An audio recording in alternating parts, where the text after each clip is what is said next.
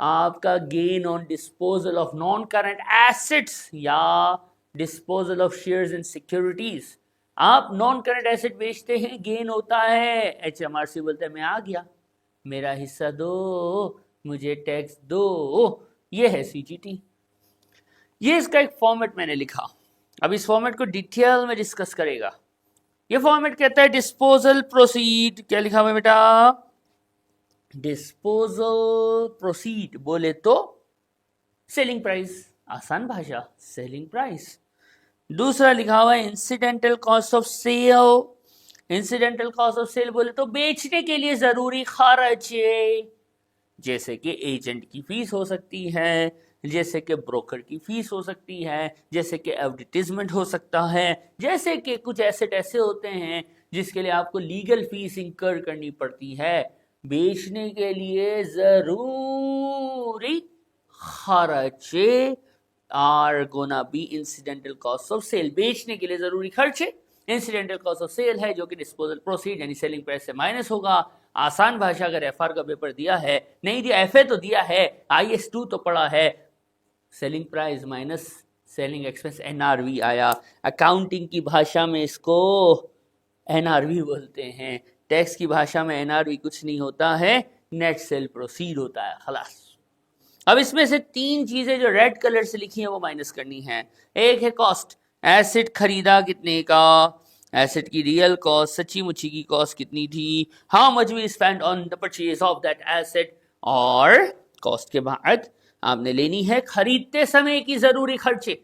होता है जमीन खरीदोगे लीगल फीस देनी पड़ेगी, कुछ एसेट खरीदोगे लीगल फीस वगैरह देनी पड़ेगी, एजेंट की फीस हो सकती है, मार्केटिंग ब्रोकर कुछ भी हो सकता है।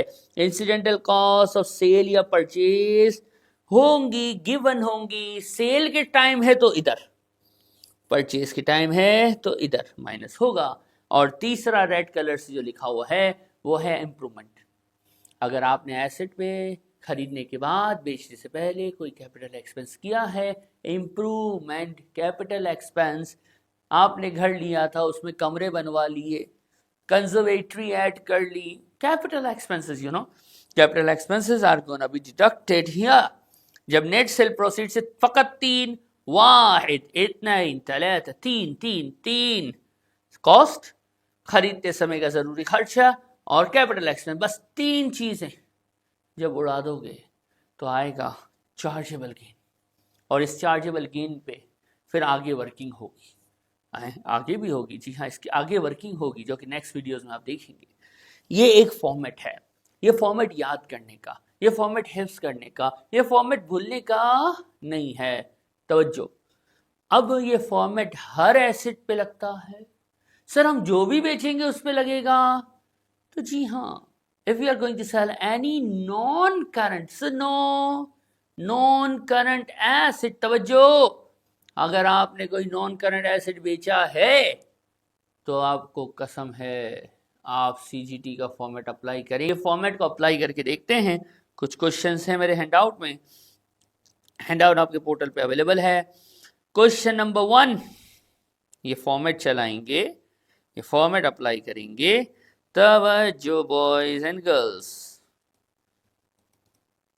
क्वेश्चन 1, सर जी, आहा क्या नाम है, सर जी, वैसे सरजाए है लेकिन सर जी ने बेचा एंटिक वाज 12,000 का, पेंटिंग 20,000 की, auctioneer fees 1% of proceed, proceed बोलते हैं सेलिंग प्राइस को, यानी बेचने समय का खर्चा, एक्वायर मतलब कॉस्ट है, फॉर्मेट आपने याद किया हुआ है। अब देखो, एक है वाश, एंटीक वाश, एक है पेंटिंग, तवज्जो, डिस्पोजल प्रोसीड्स, पहले मैं वाश कंप्लीट करता हूं, सोल्ड किया वाश 12,000 का, less incidental cost of sale, उसने बोला है 1% of the proceed, 120, am I right, आ गया नेट सेल प्रोसीड, ये आएगा 11 कुछ आएगा ना,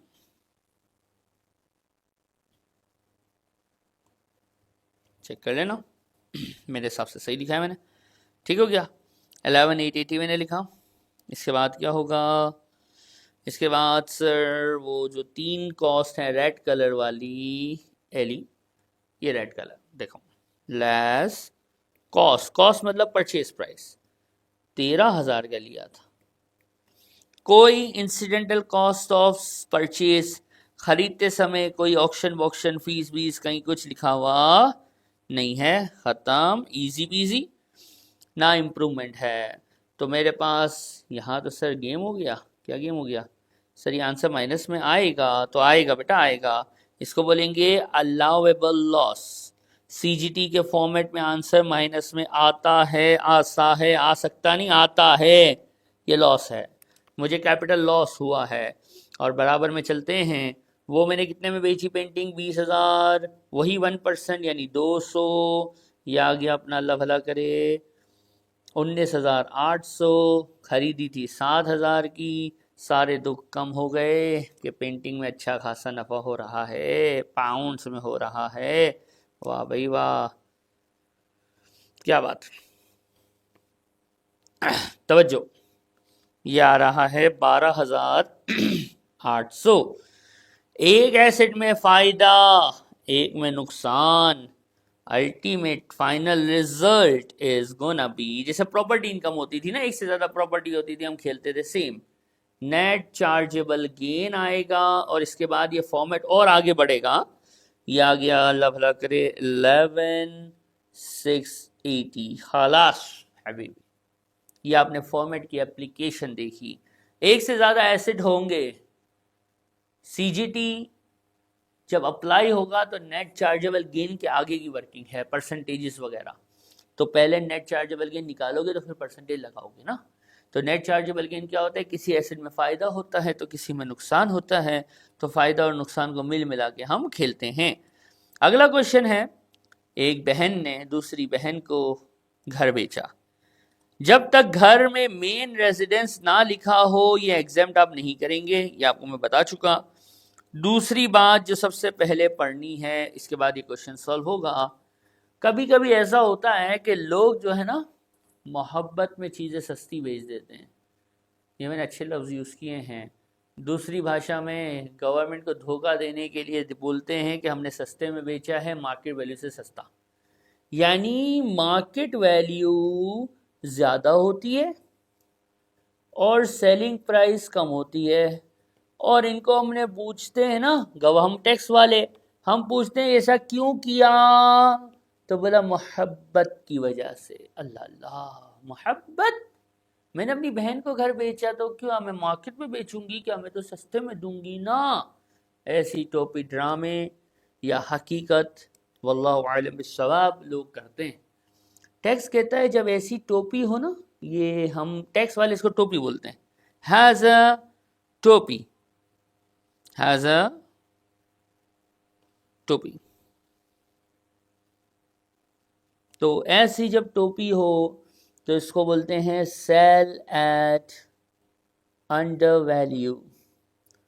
जब ये टोपी हो सेल एट अंडर वैल्यू की, तो क्या हो, तो हो ये कि आप जो अपना फॉर्मेट डिस्पोजल प्रोसीड से चलाते हो ना, वो फॉर्मेट डिस्पोजल प्रोसीड से नहीं चलेगा, चलेगा instead of starting the format with disposal proceed, पूरा फॉर्मेट वही है, ये कसम से पूरा फॉर्मेट वही है, ये वाला, ए वाला फॉर्मेट पूरा वही रहेगा, एक जगह पे चेंज होगा, और वो होगा कि हम डिस्पोजल प्रोसीड की जगह पे क्या ले लेंगे, मार्केट वैल्यू लेंगे। और ऐसा हम कब करेंगे, ऐसा हम कब करेंगे, कब करेंगे भाई, जब ये सेल एट अंडर वैल्यू की कहानी होगी। गॉट इट और नो?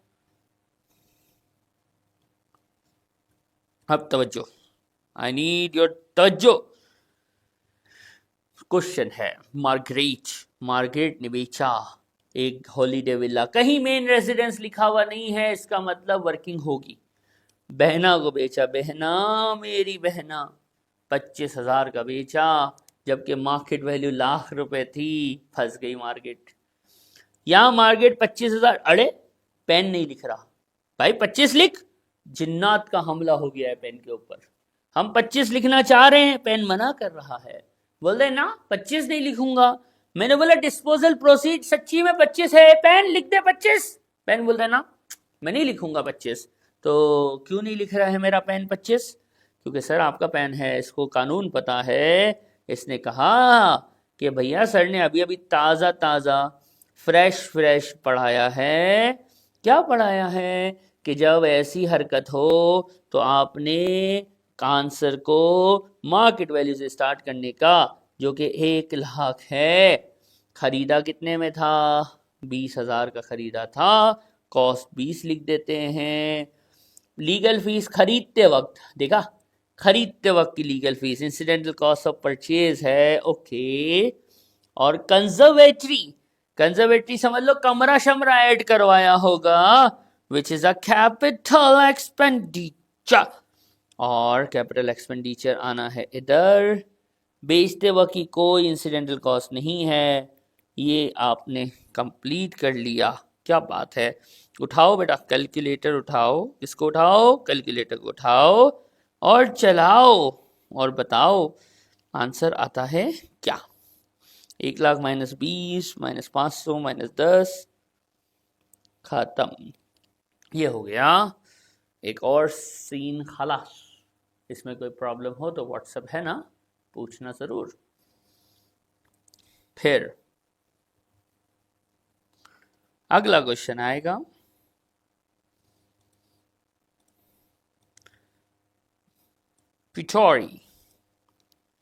पिछोरी जो है उसने भी कुछ बेचा। अगला क्वेश्चन है, जरा ध्यान से तवज्जो से पढ़ना है। क्वेश्चन नंबर 3 पे पहुंच गए हैं। हॉलीडे कॉटेज, कहीं नहीं लिखा है पूरे क्वेश्चन में मेन रेजिडेंस तो वर्किंग होगी, ठीक है। 75,000 का बेचा। क्या बेचा?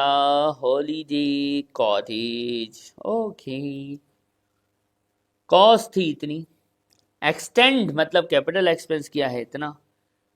खरीदते वक्त स्टेट एजेंट लॉयर, सॉरी सही था, लॉयर को फीस इतनी दी थी, और बेचते वक्त लॉयर को इतने पैसे दिए। इसके बाद अंगूठी भी बेची, दादी माँ की अंगूठी। अभी उसको छोड़ दो, दादी माँ की अंगूठी को छोड़ दो, पहले घर बेचते हैं। कहीं नहीं लिखा ना कि अपनी बहन भाई रिश्तेदार या किसी को भी, दोस्त किसी को भी सस्ते में बेचा। मार्केट सस्ता, मार्केट गिवन ही नहीं है, इसका मतलब वो सेल एट अंडर वैल्यू का चक्कर नहीं, डिस्पोजल प्रोसीड से चलने का। कितनी है सेलिंग प्राइस? देखो 75। Incidental cost of sale, sale के समय सेल वाली incidental cost 5400। Net sales proceed, टंग टंग, यह आ गया। अब क्या होगा? इल्लल्लाह। अब देखो कॉस्ट आएगी। कॉस्ट है कितनी? कितनी है? 16,000 का लिया था, और इंसिडेंटल कॉस्ट ऑफ परचेज, खरीदते समय की कोई ज़रूरी खर्चा है क्या? सर 2300 है ना। और कैपिटल एक्सपेंडिचर एक्सटेंड किया है सर 16,000 का, सॉरी मैंने कॉस्ट गलत लिख दी है। कॉस्ट है कितनी? 53,500 की। ओके फाइन, आंसर आ गया। आंसर आया, अरे बाबा ये तो गड़बड़ हो गई, माइनस में आया तो कोई टेंशन थोड़ी है। That is allowable capital loss. पुत्री ने जो हॉलीडे कॉटेज बेचा, अगर इसके साथ मेन रेजिडेंस लिखा होता तो मैं वर्किंग नहीं करता, एग्जाम में ले लेता। ये सीधा सीधा घर था तो वर्किंग हुई। अब है दादी माँ की अंगूठी, बड़ा ध्यान से तवज्जो, आई नीड माय फ्रेंड्स। दादी माँ, ये देखो दादी माँ की जब इंगेजमेंट हुई थी ना, तब दादी माँ को दादा अब्बू ने, जब वो दादी भी नहीं थी उस वक्त अंगूठी दी थी, और वो इनहेरेंट हुई, यानी पुत्री को दादी के दुनिया से जाते के बाद विरासत में मिली। और पुत्री जो है, ये जो पोती है, ये बड़ी बेवफा पोती है। दादी माँ की अंगूठी बेच दी, दादी की आखिरी निशानी को बेच दिया है। अल्लाह अकबर। दादी ख्वाब में आएगी इसको। कितने में बेची? 12,000 में बेची। अब मसला है, हाज़ा मसला, कोई और चीज़ नहीं है, ये चार्जेबल गेन आ जाएगा। छोटा सा फॉर्मेट, जो चीज़ें नहीं होती तो नहीं लिखते ना, ख़त्म। ना इंसिडेंटल कॉस्ट है अंगूठी की, ना सेल है, कुछ भी नहीं है। मसला ये है कि सर पुत्री ने ये खरीदी नहीं थी, देयर इज नो कॉस्ट असलन। पुत्री को तो ये मुफ्ता मिला था, विरासत मिली थी। विरासत का मतलब होता है फ्री। लोग आज की दुनिया बड़ी खराब है, 3 दिन गम करते हैं, चौथे दिन बोलते हैं ये तेरा ये मेरा, आओ मिल के बांटे। अल्लाह अकबर। तो ये भी है, तो यही सीन चल रहा है, मुफ्त में मिला है। अब कॉस्ट तो कुछ भी नहीं है, टैक्स वाले कहते हैं, टैक्स वाले कहते हैं कि जब ऐसा सीन हो, कैसा सीन हो, ऐसा सीन हो कि आपको विरासत वाली चीज है जो आप बेच रहे हो, जिसकी कॉस्ट असलन हकीकतन सच्ची मुच्ची में नहीं है, मुफ्ता है, मुफ्ता, कमाया किसी ने, हिसाब भी देगा वही, मिला किसी और को है, अल्लाह अकबर। तो मुफ्ता है, इस मुफ्ते में आपने कॉस्ट तो लेनी नहीं है ही नहीं, तो आपने लेना है प्रोबेट वैल्यू। क्या लेना है, बोलो बोलो, क्या लेना है? Probate value. ये क्या होती है? Probate value means market value, market value at the time of disposal, नहीं, at the time of inheritance. जिस दिन दादी मां की अंगूठी आपको विरासत में मिली थी, उस समय की, उस वक्त की मार्केट वैल्यू। सर अगर 2-3 मार्केट वैल्यू दी हो, जैसे कि जिस दिन बेचा उस दिन की भी मार्केट वैल्यू दे दे, और जिस दिन दादी माँ ने दिया था उस दिन की भी मार्केट वैल्यू दे दे, तो क्या करेंगे? तो बेटा इंग्लिश लिखो, क्या लिखा है? जिस दिन मिली उस दिन की मार्केट वैल्यू लेना, जो कि गिवन होगी। यहाँ पे 9000 है, 12 में 9 गए, बचे हैं 3। अब जरा सुनिए, जरा सुनिए, 2200 का लॉस है, 3000 का गेन है। Final answer net chargeable gain 2200 minus 3000, 800।